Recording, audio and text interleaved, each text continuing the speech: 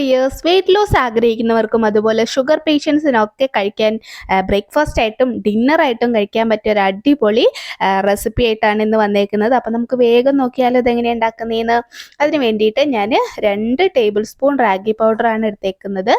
ഇനിയിപ്പോൾ റാഗി പൗഡർ ഇല്ലാത്തവർക്ക് മുഴുവനായിട്ടുള്ള റാഗി കുതിർത്ത് അത് അരച്ച് വേണമെങ്കിലും എടുക്കാം.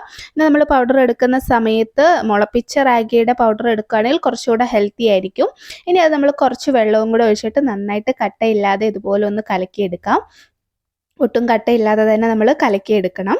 ഇപ്പോൾ ഇതാ ഞാൻ നന്നായിട്ട് മിക്സ് ചെയ്ത് എടുത്തിട്ടുണ്ട് നമ്മുടെ റാഗി പൗഡർ.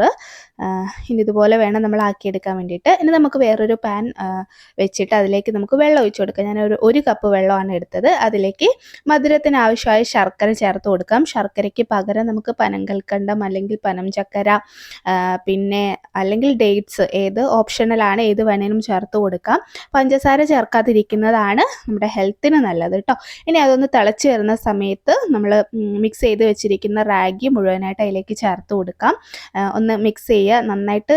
നമ്മളിത് റാഗി മിക്സ് ചെയ്തത് ഒഴിച്ചിട്ടുണ്ടെങ്കിൽ പിന്നെ നമ്മൾ കൈയെടുക്കാതെ തന്നെ ഇളക്കിക്കൊണ്ടിരിക്കണം. അതുപോലെ തന്നെ ഫ്ലെയിം ലോ ഫ്ലെയിമിലായിരിക്കണം, അല്ലെങ്കിൽ പെട്ടെന്ന് കട്ട പിടിച്ച് നമ്മുടെ റാഗി വേവാതെ തന്നെ വേഗം കുറുക്കായി തീരും. അതുകൊണ്ട് നമ്മൾ ലോ ഫ്ലെയിമിൽ ഇട്ടിട്ട് ഇതുപോലെ ഇളക്കി കൊടുക്കണം കേട്ടോ. റാഗിക്ക് ഒത്തിരി ഗുണങ്ങളുണ്ട്. ഡയബറ്റിക് പേഷ്യൻസിന് ഭയങ്കര നല്ലതാണ് കേട്ടോ ഈ റാഗി ദിവസവും കഴിക്കുന്നത്. അതുപോലെ തന്നെ അയണിൻ്റെ അളവ് ധാരാളം നമ്മുടെ റാഗിയിലുള്ളത് കൊണ്ട് ഹീമോഗ്ലോബിൻ കുറവുള്ളവർക്ക് കഴിച്ചിട്ടുണ്ടെങ്കിൽ രക്തത്തിൻ്റെ അളവൊക്കെ ആ ഒരു ലെവലൊക്കെ കൂട്ടാൻ വേണ്ടിയിട്ട് നല്ലതാണ് കേട്ടോ. അതുപോലെ തന്നെയാണ് ഫൈബർ അടങ്ങിയത് കൊണ്ട് നമ്മളിത് രാവിലെയോ രാത്രിയോ കഴിച്ചിട്ടുണ്ടെങ്കിൽ നമുക്ക് കുറച്ചധികം സമയം തന്നെ വിശക്കാതെ ഇരുന്നോളും.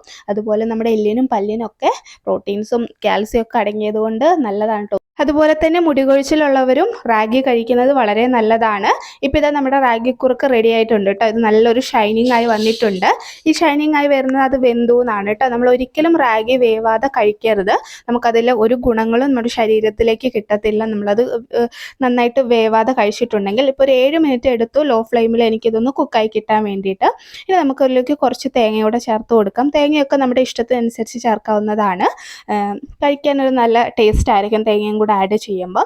ചെറിയ ചൂടോടുകൂടെ തന്നെ കഴിക്കണം കേട്ടോ. അതുപോലെ തന്നെ കഴിക്കുന്നതിന് തൊട്ട് മുമ്പായിട്ട് കുറച്ച് നെയ്യും കൂടെ ചേർത്തിട്ട് വേണം നമ്മൾ ഇത് കഴിക്കാൻ വേണ്ടിയിട്ടാണ്. അപ്പോഴാണ് നമുക്കതിൻ്റെ മൊത്തം ഗുണവും നമ്മുടെ ശരീരത്തിലേക്ക് കിട്ടത്തുള്ളൂ.